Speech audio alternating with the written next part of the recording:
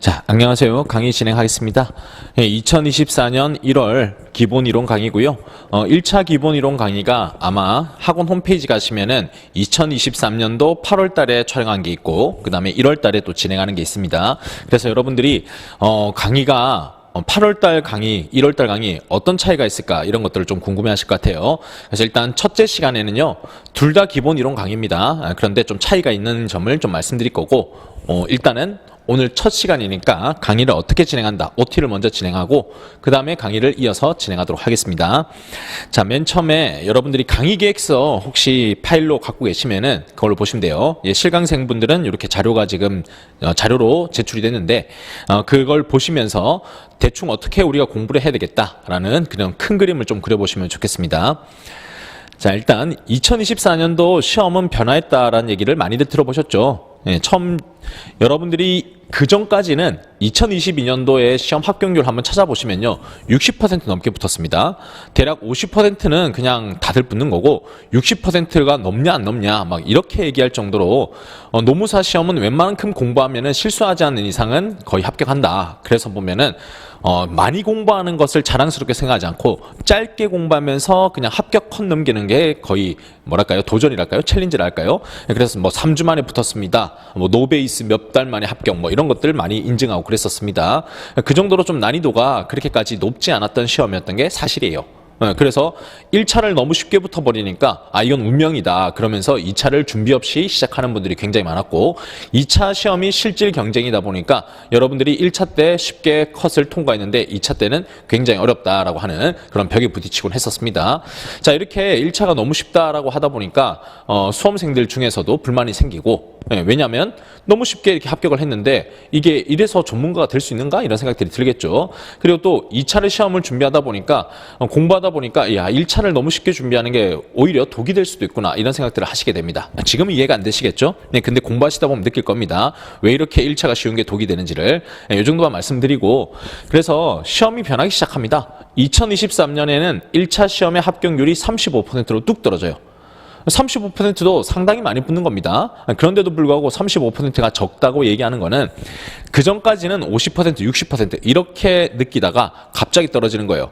그리고 이렇게 시험 합격률이 나올 때는 그 전까지 시험을 치셨던 분들이 또 있겠죠. 우리 그 고시에는 보면 동차, 헌동차, 뭐 유예, 헌유예 이런 단어들이 있습니다. 이런 단어는 그냥 수업 용어이기 때문에 몰라도 되시는데 동차는 말 그대로 1차, 2차를 한 번에 1년 만에 그냥 끝내는 걸 동차 이렇게 불러요. 유예는 1차는 한 번 붙었지만 1차를 한 번 붙게 되면 2차를 칠 수 있는 기회를 2번 줍니다. 그래서 올해는 못 붙었고 다음 해에 2차 시험을 쳐서 합격하면 그럼 유예생 뭐 이렇게 부릅니다.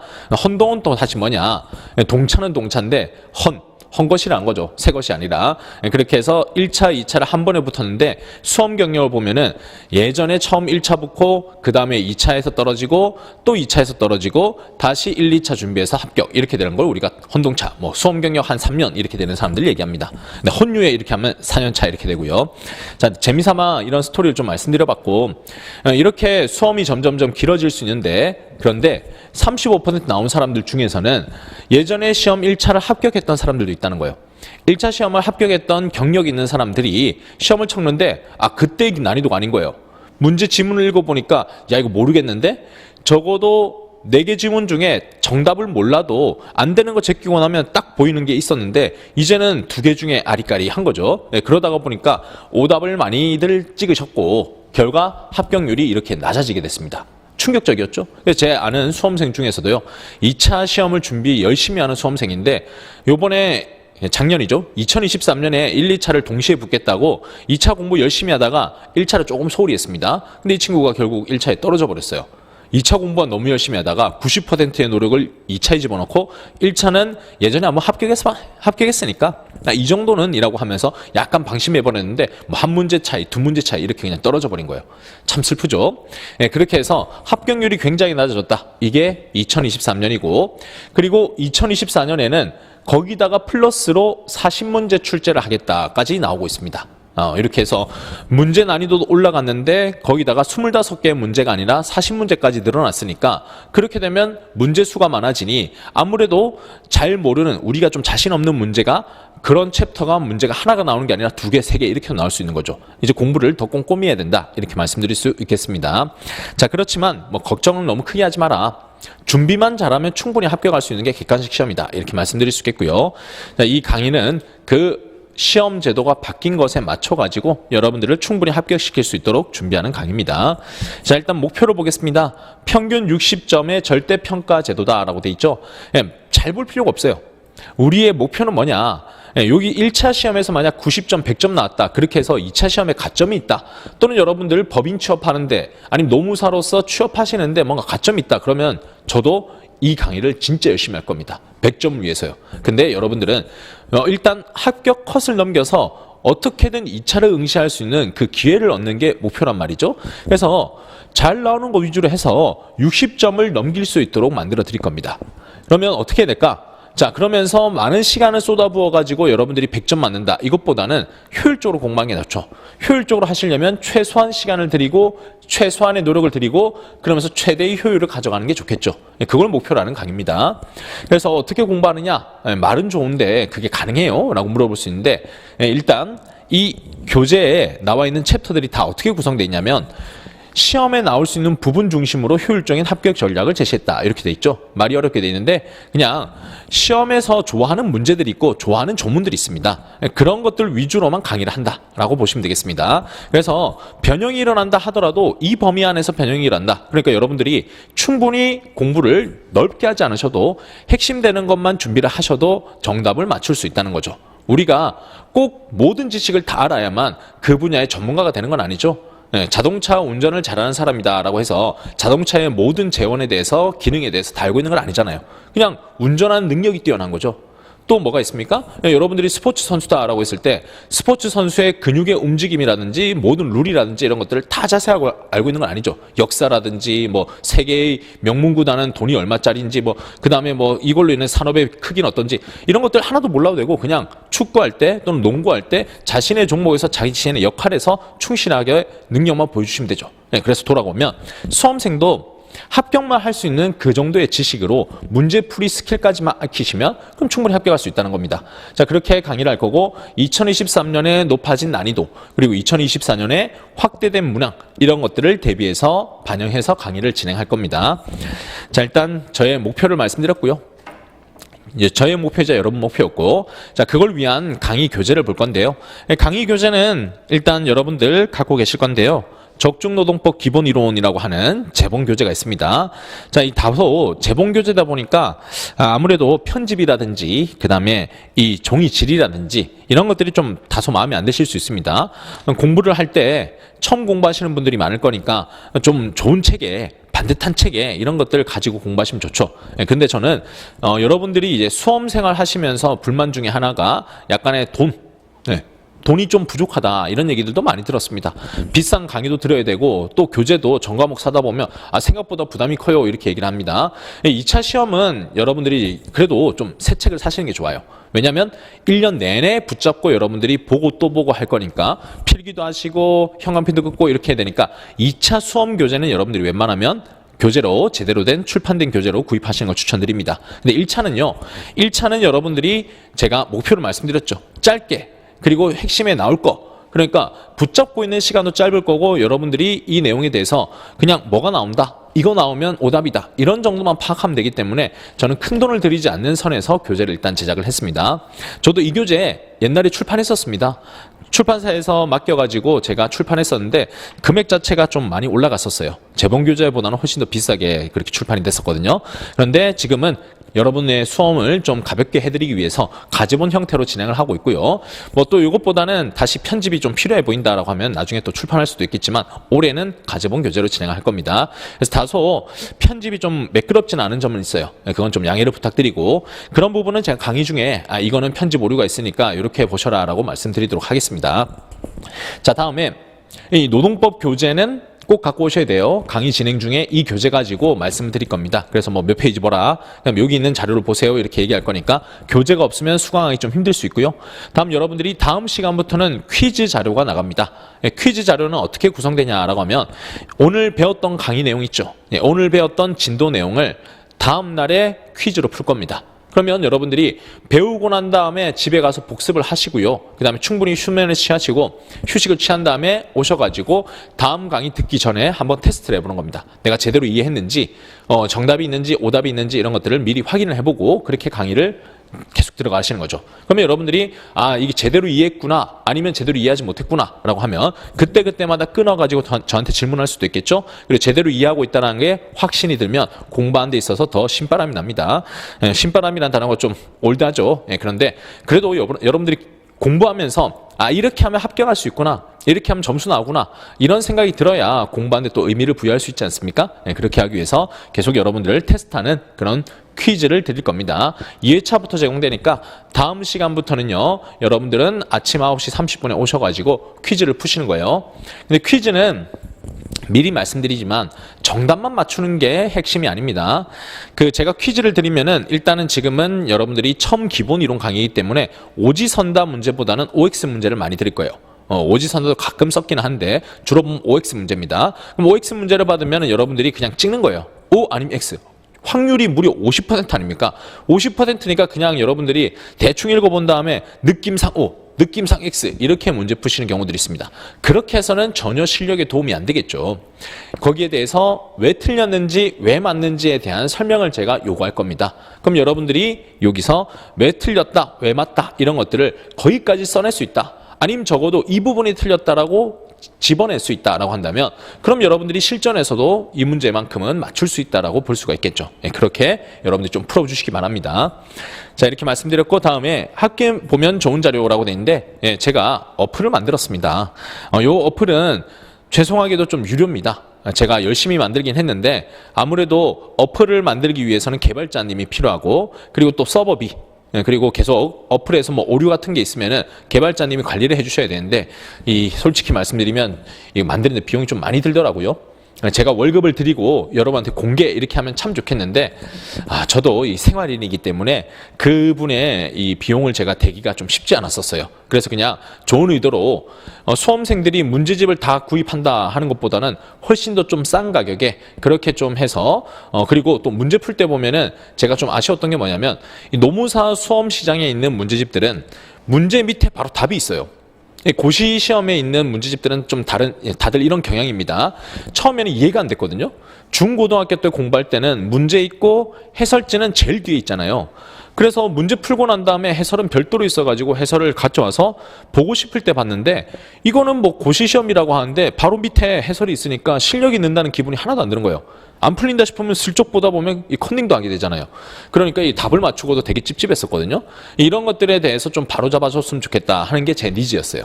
제 니즈였는데 그러려면은 어플로 만들면은 어플에서는 뭐 답을 딱 찍으면은 문제가 해설지가 그제서야 나올 수 있고 이런 것들이 좀 도움되겠구나. 그리고 책들 들고 다니면 무겁잖아요.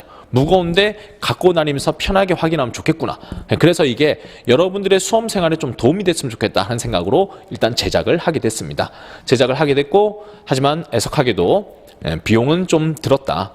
그런데 그 비용에 대해서는 현재도 계속 들고 있기 때문에 관리비가 있고 서버비가 있고 하기 때문에 그러다 보니까 비용을 또 충분하게 드리지도 못했고 개발자님께 유료라는 것을 미리 말씀을 드립니다. 하지만 여러분들이 필요하면 보시면 되겠고 시중에 있는 문제집보다는 어쨌든 저렴한 가격으로 제공해 드리려고 노력을 했습니다. 이 정도만 말씀드리겠습니다. 자, 어플은 필수는 아니고 그냥 문제 풀어보시라는 취지입니다. 다음 넘어가시면 학습 방법 가겠습니다. 자, 여러분들이 그럼 이 기본 이론 강의를 어떻게 활용해서 학습하실 거냐라고 하면 출제가 되는 포인트를 알면 학습 방법이 나오겠죠. 자, 출제 포인트는 객관식 시험 문제는 조문, 판례 여기서 나옵니다. 학설도 옛날에 나왔습니다. 어떤 법적인 문제가 있을 때요, 이 법적 문제를 이렇게 해석해야 된다라고 하는 게 관점들이 있습니다. 학자들이 제시하는 관점이 학설이고 대법원에서 제시하는 결론 또는 대법원에서 제시하는 해석 기준 이게 바로 판례입니다. 자, 처음 법을 모르시는 분들도 계시니까 법학이라고 하는 게 뭐냐라고 한번 말씀을 드려보면 예시를 한번 들어드릴게요. 자, 사람을 살인한 자는 10년 이상 징역에 처한다. 이런 조문이 있다고 해볼게요. 그럼 여기서 사람을 살인한 자는 10년 이상 징역 이렇게 돼 있으면 그래 그렇구나 하고 넘어가는 게 아니라 문제는 이거예요. 사람의 범위가 어디까지냐라는 게 문제가 되는 거예요. 그랬을 때는 사람이라고 하는 게 도대체 뭘까요? 하는 걸 정의할 수 있어야 되겠죠. 그냥 외형적으로 말을 하고 걸어 다닐 수 있다라고 정의를 해버리면 어떻게 될까요? 그러면은 로봇도 사람이 되는 거예요. 로봇도 말을 하고 요즘 걸어 다니지 않습니까? 그러니까 말을 하고 걸어 다닌다 이런 거 정의로는 이제 사람을 포섭할 수가 없어요. 그러니까 이 정의를 새롭게 해야 되겠죠. 그런 것들 법전에 있는 용어가 분명히 있습니다. 그 단어가 도대체 어떤 의미로 봐야 될까요? 그렇게 해석해야 될 이유는 무엇일까요? 라고 하는 것들이 해석에 대한 관점이고 그게 학설이 있고 판례가 있다는 겁니다. 학설은 학자들이 이렇게 해석하는 게 타당하다. 방금 제가 말한 것처럼 걸어다니고 자기 생각으로 자기 힘으로 말을 할 수 있는 사람 이게 사람입니다 라고 하는 사람이 있을 거고 또 어떤 사람은 걸어다니고 말을 하는 건 중요하지 않다. 왜? 교통사고 나서 장애가 있을 수도 있다. 그렇다고 한다면 걸어다니지 못할 수도 있지 않냐. 결국은 자기가 밥을 먹고 난 다음에는 자동으로 심장이 뛰고 자기의 생각을 할 수 있는 사람, 꿈을 꿀 수 있는 사람, 이런 사람이 사람이다. 이렇게 또 정의하는 사람도 있겠죠. 그런 다양한 학자들의 생각이 학설이 되고 이렇게 여러 가지의 해석들이 분분한데 이 중에서 어쨌거나 현실의 문제를 해결해야 된다. 그 해결하는 방법이 대법원에서 현재 우리나라의 법의 해석은 이렇게 가는 게 타당하다라고 해서 대법관들이 판단을 내리는 게 이게 대법원 판례가 되는 겁니다. 시험 문제는 학설은 잘 나오지 않아요. 옛날엔 나온 적 있습니다. 근데 요즘은 판례 위주로 나오고 있고 특히나 여러분한테 중요한 거는 이 법의 기초는 이 법을 가지고 일을 하는 사람이다라고 하면 조문이 어떻게 생겼는지를 알아야 됩니다. 조문이 잘 나오고 그 다음에 그 조문에 대한 해석인 판례가 시험 문제 나올 겁니다. 이거 위주로만 여러분들이 열심히 보시면 됩니다. 근데 그 중에서도 시험 문제 나오는 거는 조문 중에서도 뭔가 의미가 있고 또는 해석이 되게 다툼이 많은 거, 그거 우리가 정치하다 이렇게 얘기하는데 되게 다툼이 많고 세밀한 해석이 필요한 거 이런 부분들이 시험 문제 나옵니다. 그런 거 위주로 교재가 정리되어 있습니다. 원래 우리 시험 범위는 굉장히 광범위합니다. 2차 시험보다 1차 시험의 범위가 훨씬 더 넓기 때문에 교재를 그 법령들 다 실는다 그러면 요 범위 가지고는 부족해요. 지금 되게 얇은 거거든요. 이거 가지고 부족하고 원래 더 두꺼워져야 되는데 그렇게 공부했다가는 질려버리는 거죠. 너무 많고 이거 언제 다 배우냐. 이렇게 많은데 내가 할 수 있어? 이렇게 되기 때문에 시험 나오는 거 위주로 중요한 거 위주로만 제가 정리를 한 겁니다. 자 이렇게 출제가 됩니다. 그럼 공부를 어떻게 해야 될까요? 정확하게 조문을 이해하셔야 돼요. 근데 조문에 단어 있죠. 단어를 가지고 문제를 냅니다. 그러니 이 단어의 의미를 정확하게 알아야 됩니다. 예를 한번 들어볼까요? 조문 중에 이런 게 있어요. 사용자는 이런 노력을 해야 된다. 사용자는 이런 의무가 있다. 노력과 의무는 전혀 다르단 말이에요. 근데도 여러분들은 이 노력과 의무를 구분하지 못해가지고 그렇지 사용자는 뭐 해야 되잖아. 이렇게 그냥 문제를 푸는 거예요. 그럼 당연히 틀릴 수밖에 없겠죠. 이런 것들을 여러분들이 주의하면서 이때는 의무 규정이고 이때는 노력 규정이구나. 이때는 처벌하는 거고 이때는 요건이 이거구나 라고 하는 것들을 끊어가면서 여러분들 의미를 생각하면서 이해됩니다. 근데 그게 처음에 혼자 그냥 글을 읽으면은 아무런 재미가 없기 때문에 졸리고요. 피곤합니다. 그래서 저도 대학교 1학년 때 법학과 처음 들어갔을 때 뭔가 혼자 예습을 해보려고 했거든요. 나도 이제 중고등학교 때 공부 좀 했으니까 혼자 뭐 예습도 좀 하고 대학교 때는 좀 새로운 인생을 좀 살아봐야 되겠다. 이렇게 하고 도서관 가서 공부해봤는데 안 되는 거예요. 읽었는데 그냥 좋은 말이고 무슨 말인지도 모르겠고 이걸 왜 싸우고 있는지도 모르겠고 그래서 되게 법전 보면서 되게 졸았던 기억이 있습니다. 재미가 없어서. 그런데 여러분들도 그냥 혼자 보시게 되면은 이 조문의 의미, 이 조문의 활용 이런 것들이 감이 오지 않으니까 당연히 졸릴 겁니다. 그래서 여기에 대해서는 강의를 들으면서 조문의 생김새를 같이 보실 거고 꼼꼼하게 보실 거고 그 의미를 제가 설명드리면서 여러분들도 이해하게 될 겁니다. 그렇게 공부를 하시고 다음에 판례는 2차 때는 여러분들이 판례를 직접 써야 됩니다. 그래서 암기를 하셔가지고 그 내용들을 여러분들이 쭉 서술해야 됩니다. 상당히 괴롭죠. 근데 지금은요, 객관식 시험 문제는 판례는 이런 취지로 얘기했다 라고 하는 걸 잡아내시면 돼요. 이런 취지다라고 했을 때 그게 판례 말하고 똑같아. 그럼 O. 근데 이 판례 말하고 좀 다른 결론이야. 또는 다른 표현들이 섞여 있어. 그럼 X. 이런 식으로 여러분들이 근거와 결론에 대해서 판례를 읽고 생각한 다음에 정리를 해주시는 일을 해주시면 됩니다. 그것도 제가 설명을 드릴 거예요. 설명드릴 거고 판례의 진짜 원문대로 똑같이 나오지 않고 표현들이 바뀔 겁니다. 그래도 여러분들이 의미를 알고 있으면 충분히 객관식 시험은 맞출 수 있다는 거죠. 이렇게 준비를 하시면 되겠고요. 다음에 지문의 물음 파악이라고 되어 있는데 이거는 이제 객관식 시험 문제 풀면서 여러분들이 많이 익힐 능력인데요. 지문에 출제 의도가 있겠죠. 출제 의도를 파악하지 못해가지고 오답이 되는 경우들이 간혹 있습니다. 그래서 의도를 먼저 파악하신 다음에 그 의도가 이거구나 이렇게 해서 문제를 풀 수 있도록 연습을 하시는 겁니다. 그래서 요거는 일단 요번 순환에는 기본 이론은 조문의 단어 의미 파악, 이게 여러분들의 첫 번째. 그다음 판례에 대해서 근거와 결론이라고 하는 것을 파악하는 게 여러분들의 주된 공부의 목표가 돼야 됩니다. 지문의 물음 파악은요, 제가 문제 드릴 때 그 문제 보면서 여러분들이 이런 출제 의도였구나 이런 것들은 감을 좀 익히시면 되겠고 1, 2번이 잘 돼 있으면 3번도 충분히 따라갈 수 있다 이렇게 말씀드릴 수 있겠습니다. 자, 다음 가시면 1차 노동법 전체 강의 일정이라고 써놨는데요. 일단 여러분들이 이제 강의 남은 게 뭐가 있냐라고 하면 기본이론 강의 다 듣고 나면 객관식 문제 풀이 강의가 4월 달에 진행될 겁니다.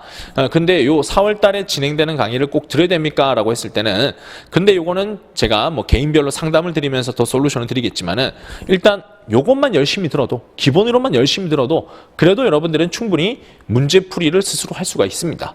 그럼에도 불구하고 여러분들이 시간을 단축하고 싶다. 나는 좀 더 효율적으로 공부하고 싶다. 또는 문제 풀다 보면 답답할 때 있잖아요. 해설을 읽었는데도 이거 잘 모르겠는데?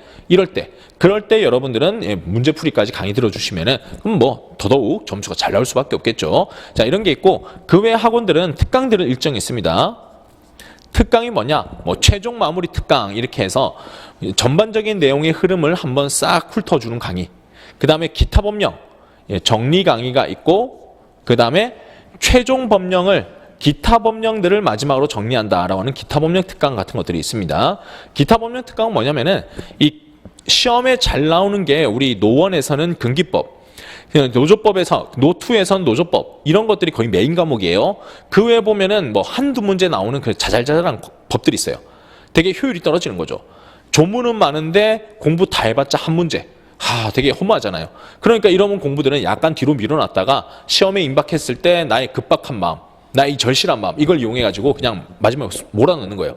그렇게 해서 마지막 특강 때 한번 쭉 정리를 하는데 이렇게 특강들을 듣기 이전에 기본 이론을 충실하게 공부하셨으면 마지막 시간에 여러분들은 좀 더 편안하게 갈 수 있는 거죠. 그래서 공부라고 하는 건 결국 심리 싸움이고 체력 싸움입니다.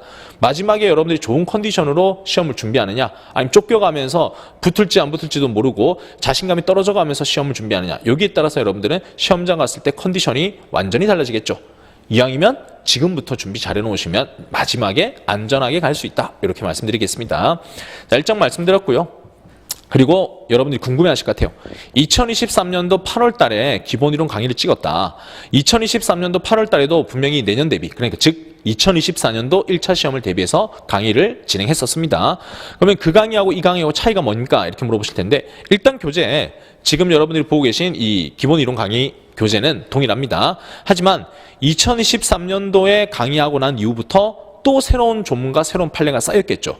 그 부분까지를 이제 추가해서 강의를 할 겁니다. 그리고 덤으로 2023년에 그때 1차 강의할 때 저는 또 당연히 안다 생각하고 좀 설명이 부족하거나 또 설명이 또 너무 깊었던 부분 있죠. 그런 것들은 역시 강의는 하면 할수록 또 개선이 되는 게 있지 않습니까? 그런 것들까지 감안해서 2023년도 8월 달에 질문했던 내용들까지 제가 강의하면서 다 기록이 돼 있겠죠. 그런 걸 반영해서 여러분들의 니즈에 맞춰서 좀 더 개선된 강의를 진행할 겁니다. 그래서 그냥 고민된다라고 하시면은 여러분들이 빠르게 그냥 강의를 보고 싶다.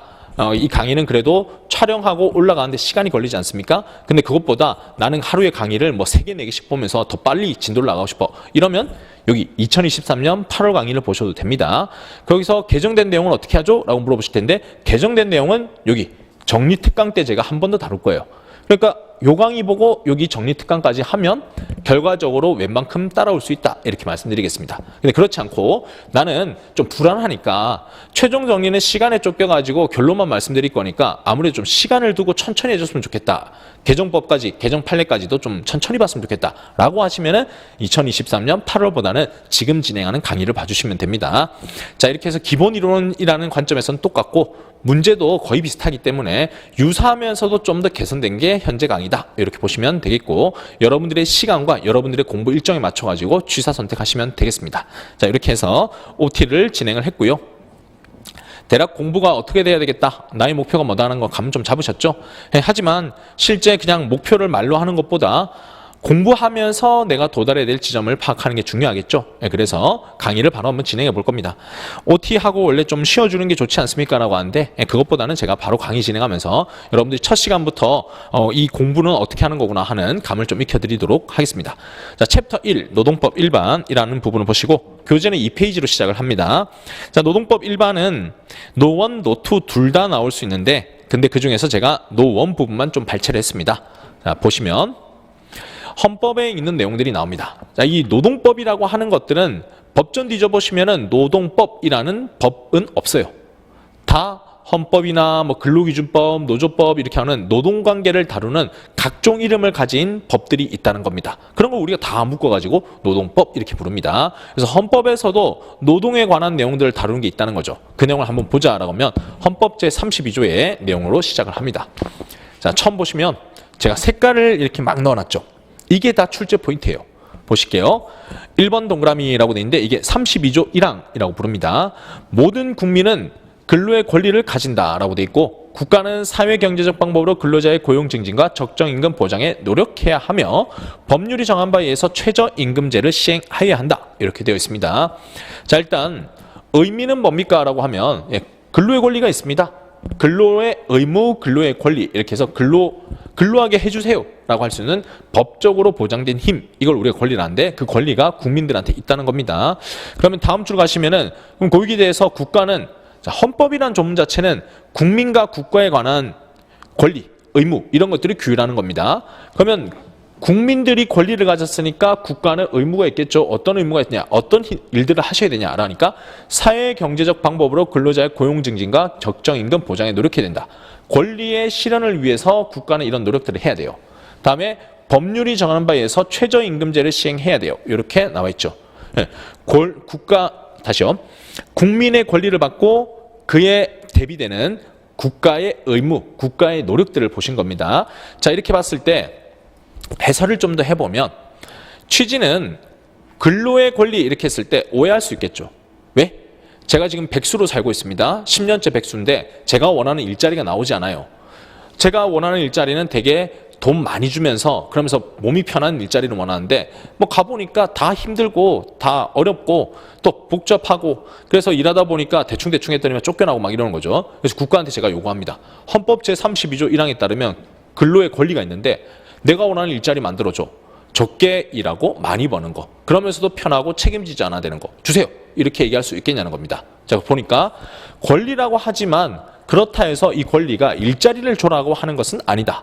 라고 하는 게 이제 해석인 거예요. 그래서 밑에 보면 국가가 해야 될 일은 고용을 증진하고 적정임금 보장을 의무가 있다가 아니라 노력해라 라고 돼 있죠. 그래서 노력 의무다라고 하는데 이 노력은 하면 좋은 거 꼭 해야 되는 건 아니야. 위반했다 해서 국민들한테 무릎 꿇고 사과하고 이래야 되는 일은 아니다. 어쨌든 노력만 하시면 된다라고 하는 겁니다. 그래서 고용 증진에 노력하시고 적정임금 보장에 노력하시고 이렇게 돼 있고 다음은 하지만 꼭 해야 되는 건 최저임금제 시행은 꼭 해야 된다라고 돼 있습니다. 그래서 여러분 아시는 최저임금법 있죠. 최저임금법이 이 32조 1항에 의해서 최저임금법이라고 하는 법률을 만들어서 최저임금제를 시행하고 있는 겁니다. 이거는 근로를 할 때 적어도 이 정도 수준의 임금을 받을 수 있는 근로를 시켜라 라고 할 수 있도록 국가가 의무를 지금 이행하고 있다라고 볼 수가 있겠죠. 자, 이렇게 해서 일자리 달라고 하는 건 아니구나라는 걸 알 수가 있었고 이런 내용이 좀 이따 보면 헌법재판소에도 동일한 내용을 제시합니다. 이렇게 해서 해석을 하는 겁니다. 자, 출제 포인트는 뭐냐라고 했을 때는 근로의 권리 가지는지를 물어봐요. 너무나 쉬운데 근로의 권리에 대한 것이 가진다. 모든 국민은. 그리고 모든 국민 범위에는 외국인도 포함되는지가 문제되는데 그것도 헌법재판소의 결정례를 볼 겁니다. 좀 이따가. 또 치사하기 이런 것도 많이 네요. 근로자의 고용의 증지 적정 임금 보장에 의무가 있다. 이런 식으로 내는 거예요. 의무 아니죠. 자, 노력이라 봐야 됩니다. 자, 최저임금제는요. 노력이 아니라 시행해야 된다. 의무라고 되어 있습니다. 이 두 개를 바꿔내는 거예요. 그럼 여러분들 헷갈리겠죠. 그래서 이 단어들을 잘 기억해 두는 겁니다. 다음 2항 내려갑니다. 모든 국민은 근로의 의무를 진다라고 돼 있죠. 그러니까 근로의 의무라고 돼 있으니까 모든 국민이 권리 가지고 모든 국민이 의무를 가지고 이렇게 해서 권리이자 의무입니다. 이렇게 얘기를 합니다. 자, 의무다라고 하면 왠지 떠오르는 게 뭐가 있죠? 의무를 다해야 된다. 그래서 남성분들 알 겁니다. 국방에 끌려가죠. 납세 의무 있다 이런 얘기 들어보셨죠? 그래서 여러분들 세금 내시잖아요. 그럼 의무라고 하면은 왠지 국가가 강제로 저희한테 시킬 수 있는 거잖아요. 그럼 노역을 해라는 뜻인가? 잘못을 저지르지도 않았는데 국가가 채찍 들고 와가지고 일 안 하는 사람은 밥도 먹지 마라 이러면서 저를 막 끌고 가고 밤에 이렇게 해도 된다는 것인가? 그런 내용일까요? 옆에 가보시면 국가는 근로 의무 내용과 조건을 민주주의 원칙에 따라 법률로 정한다라고 해서 법률이 정하는 바에 따라서 근로 의무를 진다라고 되어 있는데 근데 이것도 해석은 어떻게 들어가냐면 의무라고 해서 채찍 들고 일 시켜라 이게 아닙니다. 일 강제로 시킨다 이게 아니라 근로의 의무는 근로를 하라. 하지 않으면 그에 부수되는 국가의 뭔가 혜택 이런 것들을 주지 않겠다라고 얘기합니다. 그래서 근로하지 않으면 우리가 실업급여 얘기 들어보셨죠? 실업급여는 일하다가 제가 갑자기 실직을 하게 됐다. 원치 않게 제가 실직하게 됐다. 그러면 국가에서 자, 이 정도 당신 보험료 많이 내셨잖아. 고용보험 내셨잖아. 그 고용보험료 기금에서 먹고 살 수 있게 몇 달 동안 먹고 살 수 있게 다음 직장 구할 수 있는 시간까지를 좀 벌어줄게. 자, 실업급여 줄게. 이렇게 해서 여러분들이 실직을 해서 먹고 살기 힘들더라도 당장 생활을 보장해 줄 수 있도록 그런 대책을 만들어 두고 있죠. 근데 이 대비책이 보시면 알겠지만은 실업급여라고 하는 것은 무조건 받는 게 아니에요. 구직활동을 해야 돼요. 구직활동하지 않으면 이 실업급여는 지급되지 않습니다. 그런 게 뭐죠? 근로의 의무. 의무가 있고 의무를 다하지 않으면 국가의 각종 사회보장제도를 혜택을 누리지 못한다. 이렇게 되는 겁니다. 그래서 강제노동을 얘기하는 건 아니다. 이렇게 이해하시면 되겠습니다. 다음에 4번 갑니다. 근로조건의 기준은 인간의 존엄성을 보장하도록 법률로서 정한다라고 되어 있습니다. 근로조건은 법률로서 정한다. 이렇게 돼 있죠. 그래서 이 법률이 뭡니까? 인간의 존엄성을 보장하기 위한 법률. 이게 바로 근로기준법이다. 이렇게 얘기를 하는 겁니다. 그 외에도 각종 법률들이 있고요. 근로기준법은 나중에 보시겠지만 근로기준법이라는 것 자체는 인간의 존엄성을 보장하기 위한 최저 조건을 제시하고 있습니다. 그래서 뭐 적어도 하루에 몇 시간까지만 근무를 시켜야지 더 하지 마라. 일주일에 몇 시간까지만 일해라. 안 그러면 사람 죽는다. 휴게 시간은 적어도 이만큼 가져가라. 이런 것들처럼 근로자한테 인간답게 살 수 있도록 최저 근로 조건을 제시하고 있습니다. 이것도 헌법에 있는 정신이구나. 이렇게 할 수가 있습니다. 다음 사항 가시면 여자의 근로는 특별한 보호를 받는다. 고용, 임금, 근로 조건에 있어서 부당한 차별을 받지 않는다라고 되어 있죠. 헌법에 여성 노동에 대해서는 특별한 보호를 하다라고 되어 있습니다. 이것도 시험 문제 잘 나오는데 다음 중 헌법 제32조에 규정되어 있지 않은 것은 이런 것도 물어보는 거예요. 근데 차별이 여자 이렇게 나와 있고 그 다음에 연소자 근로는 특별한 보호받는다라고 되어 있죠. 여자, 연소자, 국가유공자, 상위군경 및 전몰군경의 유가족은 법률이 정한 바에 의해서 우선적 근로 기회를 부여받는다라고 되어 있죠. 자, 여기 헌법에 나와 있지 않는 사람들 누구 있죠? 장애인 안 나와 있습니다. 고령자 안 나와 있습니다. 근데 이게 상식적으로 풀다 보면 틀리는 거예요. 장애인? 그래, 보호 필요성 있지. 고령자? 그래, 고령자도 차별하면 안 되고 보호 필요성 있지. 하고 여러분들이 문제 풀 때 보면은 지문 중에 여자, 연소자, 국가유공자, 전몰군경의 유가족 이런 것들 나오는데 마지막에 보니까 장애인 나와 있는 거예요. 장애인 당연하지 않나? 이러다가 유가족은 아니지. 전몰군경까지는 이해하겠는데 유가족까지는 아니잖아? 이렇게 갔다가 틀리는 거예요. 이해되셨죠? 그래서 여기 나오는 주체들 누구를 보호하고 있는지를 보셔야 된다. 여자에 대해선 차별 금지하도록 보호하라 돼 있습니다. 부당한 차별 금지. 연소자는 차별이라 돼 있지 않고 특별한 보호라고 돼 있습니다. 다음에 국가유공자, 상위군경, 전몰군경의 유가족이라고 돼 있죠. 자, 그 사람들까지 국가유공자는 지금 현재 살아계시잖아요. 상위군경이라고 해도 다쳤지만 어쨌든 예전에 군, 경찰 이런 사람도 다쳤지만 여전히 살아계시죠. 근데 전몰군경은 사망하신 거잖아요. 사망하신 분들에 대해서 유가족은 법률이 정한 바에 의해서 우선적 근로기회를 부여받는다라고 돼 있다. 그래서 이분들 같은 경우에는 나중에 여러분들 취업해보시면은 인사팀 계시면은 알 겁니다. 국가유공자, 국가보훈처 이런 데서요. 국가유공자 채용해라. 이 사람들 빨리 좀 우선적으로 채용해라. 이런 것들 나옵니다. 채용 안 하면은 채용 안 했다고 계속 압박을 넣고요. 채용했다 그러면 표창장도 주고 그럽니다. 이런 것들에 대해서는 헌법 자체에서 뭐라고 돼 있다? 차별하지 마라 아니면 특별보호다 이렇게 안 돼 있고 우선적으로 근로 기회를 부여받도록 돼 있다. 그래서 웬만하면 회사에서는 이 사람들 일정한 쿼터 몇 %까지는 의무로 고용하세요. 이렇게 하면서 고용을 계속 독려합니다. 그게 고용 독려로 돼 있지 차별 아니구나. 이렇게 알아두시면 됩니다. 시험은 어렵지 않겠죠? 이렇게 해서 조문들 그냥 휙 넘길 수 있는 좋은 얘기들로 되어 있는 게 아니라 좀 생각하면서 보자. 국민은 권리와 의무를 가진다. 그리고 국가는 고용증진 적정임금 보장은 노력해야 되고 최저임금은 시행을 해야 된다. 근로조건 기준은 법률로서 정한다. 법률에다 위임을 한 거죠. 법률이 정한 바에 따라서 그 근로조건은 정해진다. 이렇게 되어 있는 겁니다. 차별 또는 또 특별한 보호, 그 다음에 근로기회에 대한 우선부여 이런 내용들을 살펴보신 겁니다. 자, 다음 넘어가시고요. 37조 넘어갑니다. 자, 30조는 방금 보셨던 이런 헌법에 있는 기본권들 있죠. 이런 것들이 제한될 수 있다는 얘기들이 있습니다. 30조 1항은 그냥 가볍게 보시면 돼요. 국민의 자유 권리는 헌법에 열거되지 않은 이유로 경시되지 않는다라고 돼 있죠. 헌법에 명시되지 않았다 하더라도 그래도 경시되지 않는다, 가볍게 보지 않는다는 거니까 그 외에도 해석상 인정되는 뭐 자유, 권리 이런 것들이 있을 수 있다는 얘기고요. 다음에 2항 가면 2항은 잘 나오는 부분이에요. 모든 국민의 반대로 읽었네요. 자, 국민의 모든 자유와 권리는 국가 안전보장, 질서유지, 공공법률 위해서 필요한 경우에 한해서 법률로서 제한할 수 있다. 제한하는 경우에도 자유권리의 본질적 내용을 침해할 수 없다라고 돼 있죠. 자, 일단 헌법상 기본권은 언제나 보장되어야 하는가? 거기에 대해서 이제 반박하는 거죠. 아니다. 제한될 수 있다. 근데 제한이라고 하는 게 무제한으로 그럼 제한되느냐? 아니다. 본질적 내용은 침해하지 않고 그 제한이 필요하더라도 법률이라고 하는 그 한계 내에서만 제한해야 된다. 이렇게 되어 있습니다.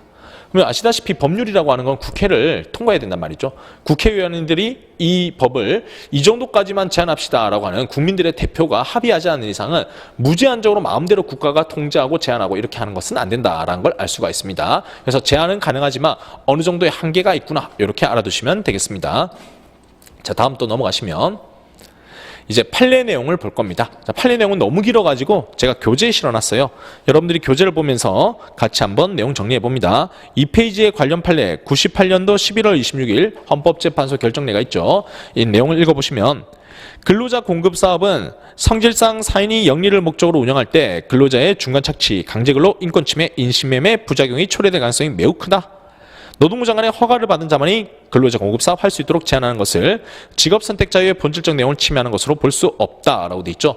자, 이건 뭐랑 좀 연관되는 그런 판례냐라고 하면, 자, 근로자들은 모두가 근로할 수 있는 권리가 있잖아요.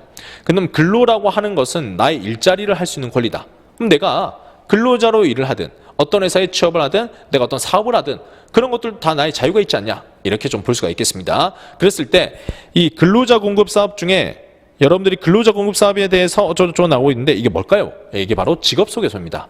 혹시 뭐 길 가시다가 지하철역 근처라든지 아니면은 좀 뭐 그 시장 근처라든지 이런 데 가면 직업소개소, 인력, 뭐 철거 뭐 이렇게 해서 그 간판 붙어 있는 거 보신 적 있습니까? 아니면 생활정보지 뒤져보셔도 나와요. 직업소개소, 일할 사람 구합니다. 이렇게요.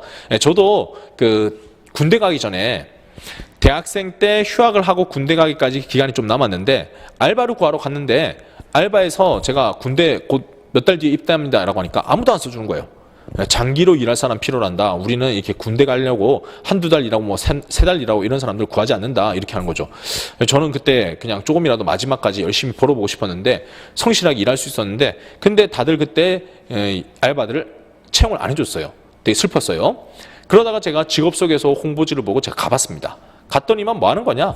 그 회사에서 근로자가 필요하잖아요. 그럼 직접 채용 공고 올리고 직접 채용하고 이렇게 하면 좋은데 그 중소기업 뭐 이런 데서는 인사팀이 인사 업무만 하지 않아요. 세무 업무, 회계 업무, 그다음에 각 총무 업무, 그다음에 인사 업무 이런 것들을 다 같이 하다 보니까 채용 공고문 올리고 연락 받고 그다음에 면접 일정 받고 이런 것들이 너무 업무적으로 과도한 거죠.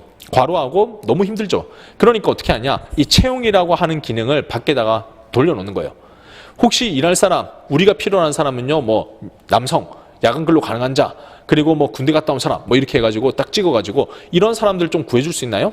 아니면 여성, 뭐 고령자 이런 사람들 위주로 좀 구해주세요. 이렇게 해서 밖에다가 그냥 채용을 의뢰하는 겁니다. 그러면 이 직업소개소가 여러분들처럼 이제 저는 일자리를 구하고 싶어요 하는 사람이 있을 거고 또 회사들은 이런 사람 구해주세요 하는 사람 있잖아요. 이런 사람들을 매칭시켜주는 겁니다. 그러면 여기서 제가 회사 몇 군데 딱 보다가 조건 괜찮네요. 여기 임금 괜찮네요. 그리고 우리 집하고 멀지도 않으니까 여기로 갈게요. 이렇게 하면은 그럼 그 회사하고 연결시켜주면서 제가 그 회사에 소개받고 이제 취업하러 가는 겁니다. 그럼 직업소개소를 통해 가지고 제가 취업을 했고 그러면 제가 돈을 어떻게 드려야 되냐? 직업소개소에서는 제 일당이 있죠. 거기서 일부 수수료를 빼가는 구조로 해서 본인들이 먹고 삽니다. 자, 들어보니까 되게 쉽지 않습니까 이거? 별로 어렵지 않은 업무죠. 제가 뭐 사장님들 잘 모른다 하면 지금부터 매일매일 그 공단 돌아다니면서 명함 돌리면서 오늘 직업소개소 열었던 박원철입니다 하면서 인사드리면서 혹시나 근로자 필요하면 저한테 오십시오 이렇게 해가고 저는 그거 인터넷 또는 생활정보지에다가 열심히 홍보하면 그럼 근로자 매칭해 주면 되잖아요. 그렇게까지 전문적인 지식이나 전문적인 기술을 필요로 한 게 아니에요. 그런데 이게 문제가 뭐냐 이거죠. 자, 문제는 그냥 일반 회사와 일반 근로자를 매칭시켜주면 아무 문제 없는데 여기가 범죄 소굴이면 어떻게 될까요? 범죄 소굴인데 겉으로는 일반적인 회사인 것처럼 꾸며놓고 그래놓고 근로자 소개시켜주세요. 근데 제가 그것도 모르고 그냥 그 범죄 소굴에 제가 끌려갑니다. 어우, 무섭지 않습니까? 이렇게 되면 안 되겠죠. 그래서 제한이 필요하다고 하는 겁니다. 그래서 판례 다시 읽어보면 근로자 공급 사업은 성질이 사인이 영리를 목적으로 운영하면 근로자에 대한 중간 착취, 강제근로, 인권침해, 인신매매 부작용이 초래될 수 있다. 인신매매만 봐도 보이시죠? 만약 하루 일당에서 수수료 떼는 게 만족스럽지 않다. 그냥 한탕으로 살아야 되겠다. 그러면은 장기 매매할 사람 구합니다. 이런 것들에다가 근로자 속여가지고 보내지 않겠습니까? 범죄로 쓰일 수 있다는 거예요. 그러니까 허락된 사람들이 운영을 해야 그나마 안전을 담보할 수 있지 않겠습니까? 세 번째 줄 가시면은 노동부 장관의 허가를 받아야 된다라고 법조문에 되어 있습니다. 이 법도 여러분들이 뒤에 가서 보실 겁니다. 근로자 공급 사업은 아무나 할 수 없고 고용노동부 장관의 허가를 받아야 됩니다. 근데 허가라고 하는 게 이게 쉬운 게 아니에요. 법적 요건을 갖췄다 하더라도 노동부에서 허가를 반드시 내줘야 되는 게 아니기 때문에 허가가 될지 안 될지는 알 수 없습니다. 그리고 요건도 꽤나 까다롭습니다. 자본금이라든지 아니면 범죄 이력이 없어야 되고 다른 일도 안 해야 되고 이런 여러 가지 조건들을 충족해야 됩니다. 자, 이렇게 허가로 돼 있어서 자유롭게 국민들이 모두가 할 수 있는 게 아니라 허락된 사람만이 할 수 있다. 이렇게 보시는 거고, 그렇게 본다면 헌법에 의한 자유가 통제되는 거 아니냐. 모든 근로자라면, 모든 사람이라면 아무 일이나 할 수 있어야 되는데 왜 소수의 사람들만 이렇게 허락을 해주느냐라는 문제가 생기는데, 결론은 인신매매 위험이 있으니까 허락받아야 되는 게 맞아 라고 하는 판례인 겁니다. 자, 마지막 줄에 직업 선택 자유의 본질적 내용을 침해한 것이라 볼 수 없다라고 해서 이거는 필요성이 있기 때문에 허가받아야 될 필요가 있고 이것이 다른 사람들의 기본권을 중대하게 침해하는 것은 아닙니다. 이렇게 정리가 됩니다. 어렵지 않았죠? 다음에 3페이지 갑니다. 판례를 이렇게 쭉 설명드리고 넘어가는데 이것만 알아도 됩니까? 예, 맞습니다. 지문 나올 때 이거랑 똑같은 텍스트가 나올 수도 있고 아니면 변형해서 나올 수 있습니다. 그랬을 때 제가 설명드린 내용대로 근로자 공급 사업은 또는 직업 속에서는 고용노동부 장관의 허가를 받아야 된다. 그것이 위헌이 아니다라는 게 헌법재판소의 결정이다. 이런 식으로 나오는 거예요. 그럼 여러분들은 그렇지. 노동부 장관 허가받아야 되고 위헌 아니라 받지. 이렇게 그냥 끝을 내시면 되는 겁니다. 그럼 O 이렇게 평가하시면 되는 거죠. 다음 헌법재판소 결정내 갑니다. 99년도 9월 16일 갑니다. 헌법 제32조 3항은 근로조건 기준의 인간의 존엄성을 보장하도록 법률로서 정한다라고 규정하고 있다. 인간의 존엄에 상하는 근로조건 기준이 무엇인지 구체적으로 정하는 것은 1차적으로 입법자의 형성의 자유에 속한다라고 돼 있죠. 자, 이건 37조 여기서 32조의 3항을 보니까 여기 근로조건 기준은 이 부분 가지고 나온 거예요. 인간의 존엄을 보장하도록 법률로서 정한다. 말이 어렵습니다. 인간의 존엄. 여러분들은 존엄하게 살려면 대체 얼마 정도 벌면 좋을까요? 그냥 최저임금 정도 벌면 인간이 존엄해집니까? 되게 철학적 얘기죠. 최저임금 받아가지고는 존엄하지 못하고 되게 아둥바둥 살게 되지 않는가라는 생각도 들죠. 그러면 좀 여행 좀 다니고 해외도 좀 다녀오고 마음 먹으면 좀 맛있는 것도 먹고 공부하고 싶으면 공부도 하고 자고 싶으면 잠도 자고 이런 생활을 해야 인간의 존엄이 실현되는 거 아닌가? 그러면 얼마 정도 벌어야 될까요? 한 달에 한 1억 벌면 될까요? 자, 그러면 한 달에 1억을 줘라라고 하는 법률을 만들면 되겠죠. 이렇게 인간의 존엄이라고 하는 게 가치관이 다들 다르다는 거예요. 누구는 제가 말씀드린 것처럼 한 달에 1억 정도 받아야 존엄하다 이렇게 볼 수 있고, 아니다 적어도 삼시세끼 걱정만 안 해도 나름 그 다음부터는 꾸며 실현할 수 있는 인간다운 삶을 살 수 있지 않냐. 그 전까지는 막 동굴에 살았고 그 전에는 판잣집에 살았는데 이제 밥만 먹어도 소원이 없겠다 이렇게 얘기하는 사람도 있을 수 있잖아요. 그러니까 인간의 존엄이라고 하는 것은 너무나 추상적인 잣대입니다.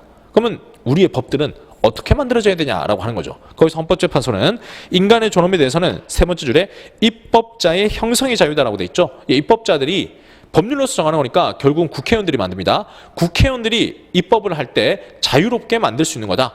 적어도 이 정도까지 만들어줘야 될 의무가 있다 이렇게 보는 게 아니라 입법자들이 자유롭게 만들 수 있다 이렇게 보는 겁니다. 그래서 헌법의 32조 3항은 대전제를 제시할 뿐이고 구체적 기준은 입법자들이 알아서 만드는 거다 이렇게 이해하시면 되겠습니다. 다음 또 헌법재판소 결정 갑니다. 근로의 권리는 일할 자리에 관한 권리뿐만 아니라 일할 환경에 관한 권리도 함께 내포하고 있다. 후자는 자유권적 기본권의 성격을 갖고 있으니 외국인 근로자에게도 기본권 주체성이 인정됨이 타당하다라고 돼 있죠.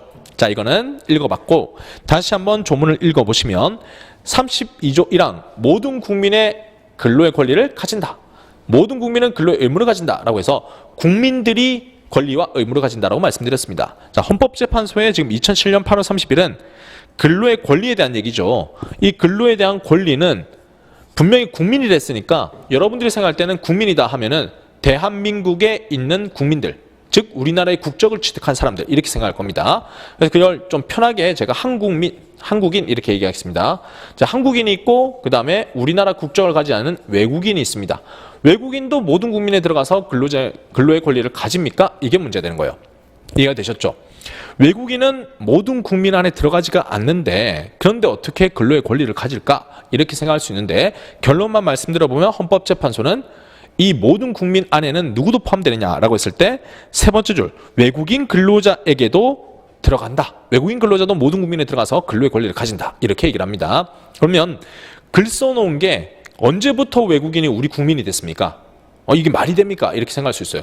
아니면 제대로 하려면 모든 사람은 이렇게 가야죠. 라고 하는데 이건 해석을 들어간 겁니다. 왜 이렇게 모든 국민이나 썼을까라고 해보니까 요 국민의 의미는 헌법재판소가 볼 때는 자, 여기 우리나라에서 일하는 사람들이라면 다 포함될 수 있도록 해석되는 게 맞아라고 본 거예요.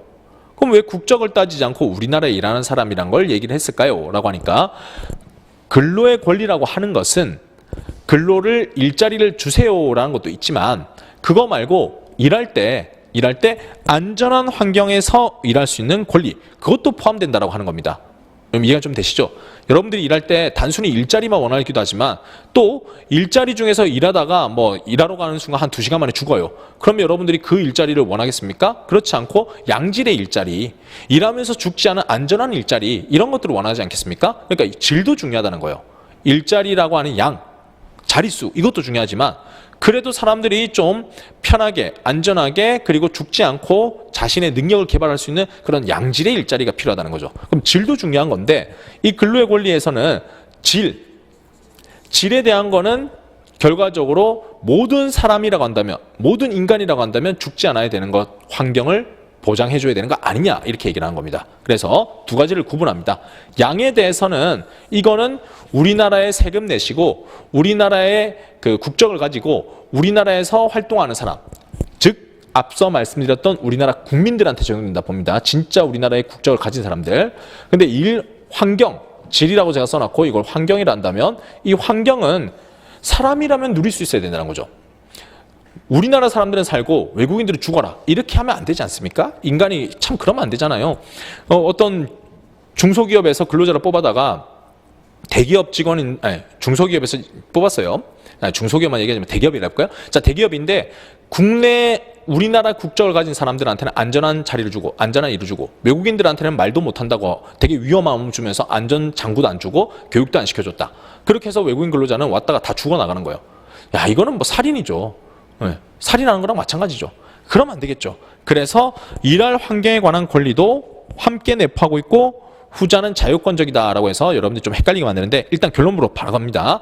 일할 환경은 모든 인간이 누릴 수 있는 권리이기 때문에 근로권리 중에서 일할 환경에 대한 거는 우리나라 국민뿐만 아니라 누구도 포함된다? 외국인도 사람이니까 이것도 포함된다. 이렇게 이해하시면 되겠습니다. 자, 어렵지 않았죠?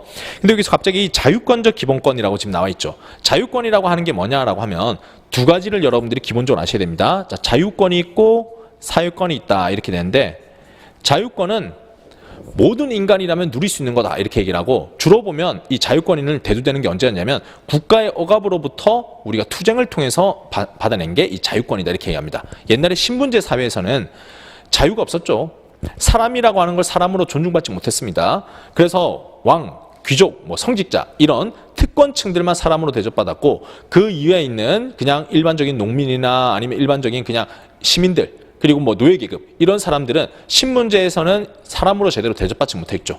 사람은 오히려 뭐 노예를 사고 팔기도 했었고 그 시민들도 그냥 세금 내는 사람이지 뭔가 권리를 가지고 능동적으로 활동할 수 있고 의무가 있고 이런 사람들로 보진 않았었잖아요. 다시 돌아오시면 그런데 이거에 국가에서 이제 어떻게 보기 시작했냐? 그 사람들이 이제 머리가 컸죠. 나도 사람이다. 나에게도 권리가 있다. 이렇게 하면서 똑같이 대접해달라. 이렇게 했던 게 자유권의 시작이다라고 보시면 됩니다. 그럼 이 자유권이라고 한 건 첫째로는 국가로부터 억압받지 않아야 됩니다. 둘째로는요, 이렇게 국가한테 뭔가 요구도 할 수 있어야 되는 거 아니냐라고 하는 겁니다. 그게 사람의 생명을 지켜야 되는 부분이라고 한다면 나도 보장받아야 된다. 이렇게 이해하시면 되겠습니다. 사회권은 좀 이따 또 말씀드릴게요. 자, 이렇게 정리를 하면 모든 국민의 근로의 권리, 여기서 근로의 권리 안에는 두 가지로 나눈다. 질과 양. 양에 대해서는 자리 주세요라는 문제니까 이거는 내국인의 우리나라 국적을 가진 사람들만 혜택을 누린다. 질에 대해서는 모든 인류가, 모든 사람이라면 누릴 수 있는 거기 때문에 헌법 조문은 분명히 모든 국민화 되어 있지만 해석은 이 부분은 외국인 근로자도 포함한다. 이렇게 해석을 하는 겁니다. 그래서 시험 문제 나왔다. 일할 환경 얘기 나왔다라고 한다면 여러분들은 외국인도 포함된다. 이렇게 이해하시면 되겠습니다. 다음 넘어갑니다. 자, 밑에 가시면은 박스 하나 나와 있죠. 그 판례 아래에 일할 자리 요구권이라고 돼 있고, 요거는 내국인, 우리나라 세금 내는 사람들만 혜택 받을 수 있고, 외국인은 X. 일할 환경이라 돼 있죠. 자, 일할 환경은 유독 물질 나오지 않고 사람이 일하다 죽지 않아야 돼. 이렇게 생각하시면 되겠고, 거기서는 내국인, 외국인 할 거 없이 다 적용. 이렇게 보시면 되겠습니다. 자, 다음에 헌법재판소 2011년 7월 28일 가겠습니다. 근로자가 퇴직급여를 청구할 수 있는 권리도 헌법상 바로 도출되는 것이 아니라 근로자 퇴직급여 보장법 등 관련 법령이 구체적으로 정한 바에 따라 비로소 인정되는 것이다 라고 돼 있죠. 퇴직급여 보장법이라고 돼 있는데 이게 보시면은 근로의 기준이란 거죠. 법률로서 정한다라고 돼 있는데 이 법률도 퇴직급여 보장법이라는 법률이 따로 있다. 그 법에서 퇴직금을 어떻게 줘라라고 돼 있어야 비로소 발생하는 거다라고 하는 겁니다. 만약 퇴직급여 보장법이 없다.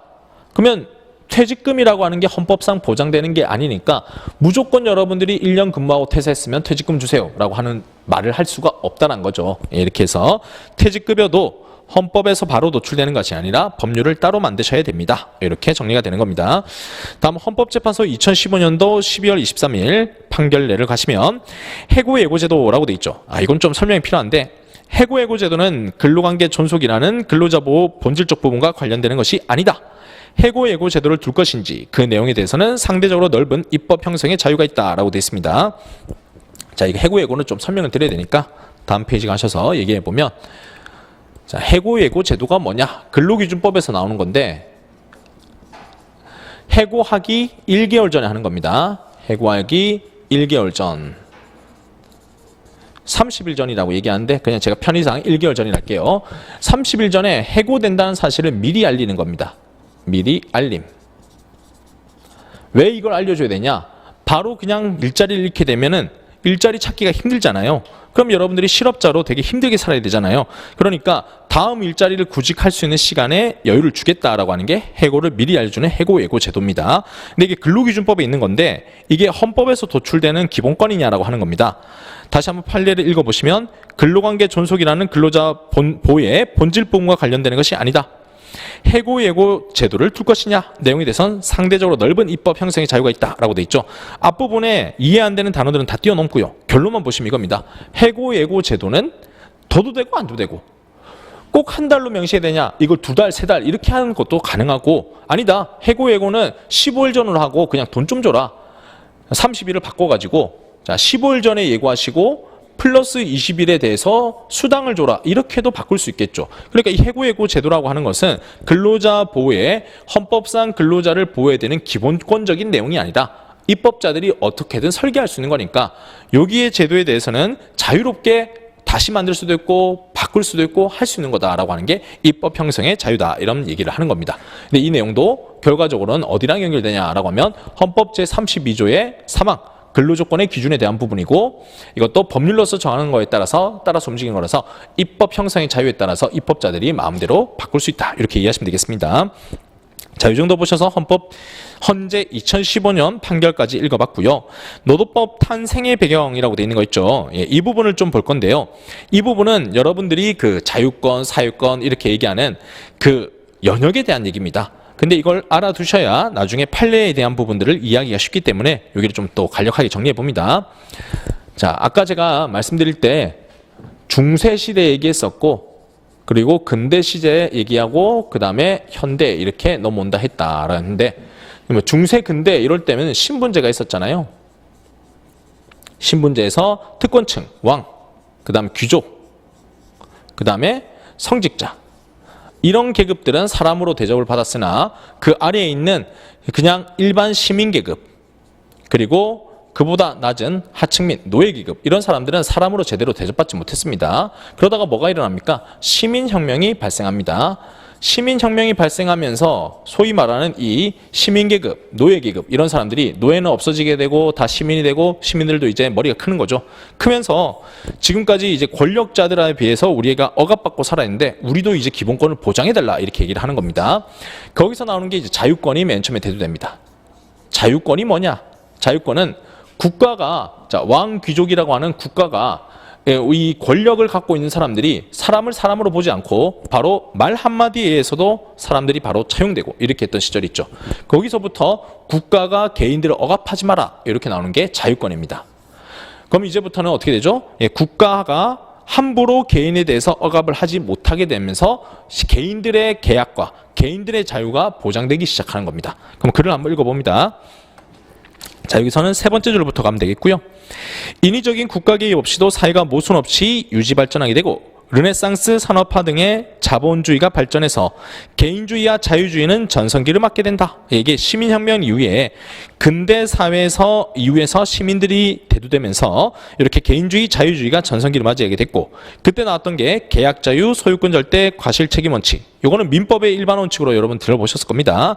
계약자유, 서로 간에 합의해서 계약 체결했으면 어떤 내용이라도 합의할 수 있고 그 내용을 지켜야 된다. 소유권 절대는 당연히 소유권을 가지고 있는 사람의 원칙은 절대권을 인정해야지. 과실 책임은 잘못이 있을 때만 책임지는 거야. 이렇게 하는 3대 시민법의 원칙, 이게 민법의 일반 원칙, 이렇게 얘기합니다. 이것이 원래 맨 처음에 인정이 됩니다. 근데 여기서 문제가 뭐냐? 대등한 당사자끼리 계약을 체결했을 때는 계약 자유가 맞죠. 근데 우리가 근로자라는 사람들, 그 다음에 자본가라는 사람들, 이렇게 시민계급 중에서도 그냥 나 몸뚱아리만 가진 사람이 있고 어떤 사람들은 돈을 가지고 남을 부려먹는 사람들로 이제 분화가 되는 겁니다. 그럼 시민들 중에서도 이렇게 두 계층이 나뉘기 시작한다. 자본가 계층이 있고 그리고 근로자 계층이 생기는 겁니다. 그러면 여기서 힘의 위치가 어떻게 됩니까? 여기가 갑이고 여기가 을이잖아요. 계약은 대등하다라고 했는데 자본가들은 얼마든지 대체할 수 있는 근로자들이 넘쳐납니다. 하지만 자본가는 소수죠. 그러니까 여러분들이 이게 일자리로 가면 이렇게 되는 거죠. 회사는 몇 개 없는데 일할 사람이 넘쳐나요. 그럼 일할 사람들이 어떻게 되겠죠? 그 회사에 취업하기 위해서 자신의 근로조건을 다 낮추는 겁니다.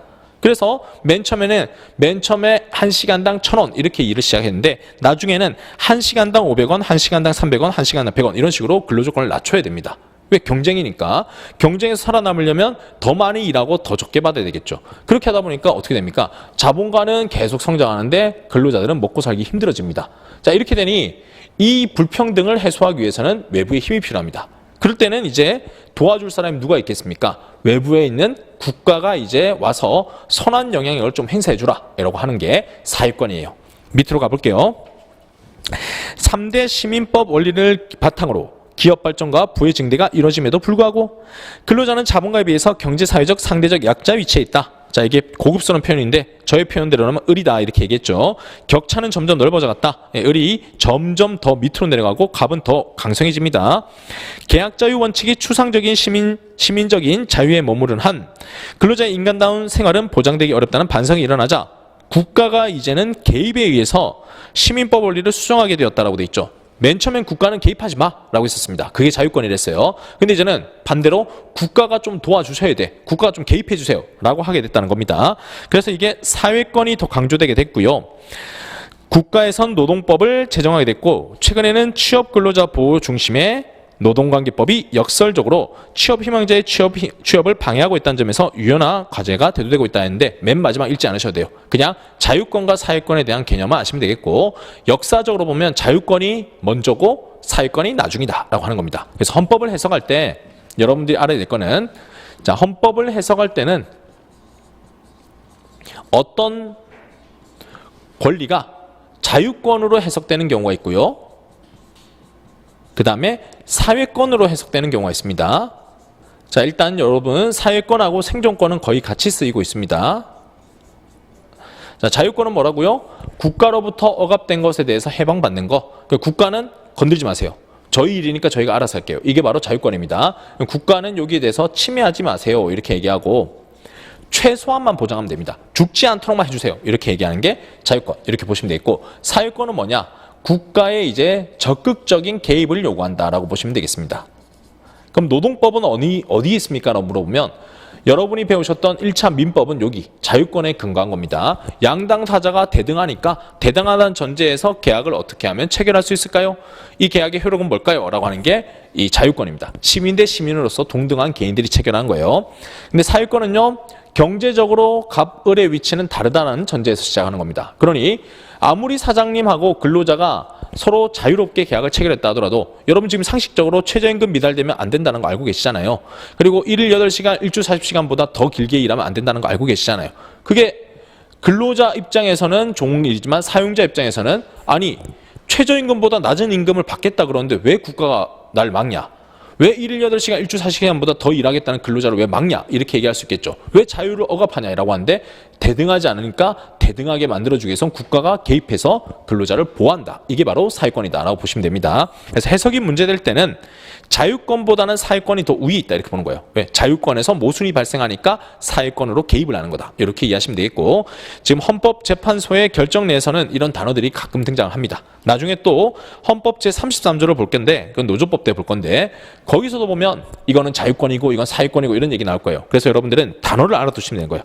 이게 시험 문제에서 자유권은 이런 거다, 사회권은 이런 거다 이렇게 정의를 하지 않고 판례 문구 중에 자유권, 사회권이라는 용어가 있는데 자유권은 국가로부터 침해를 방지받는 것, 국가로부터 억압을 방지하는 것, 사회권은 국가가 적극 개입해서 도와줘야 되는 것 이렇게 이해하시고 사회권이 더 새 거고 더 최신이고 이것이 더 보장되어야 한다 이렇게 이해하시면 되겠습니다. 네, 이해의 틀을 말씀드렸습니다. 자, 여기까지 보시고 그 다음에 4페이지부터는 좀 쉬었다가 진행하도록 하겠습니다.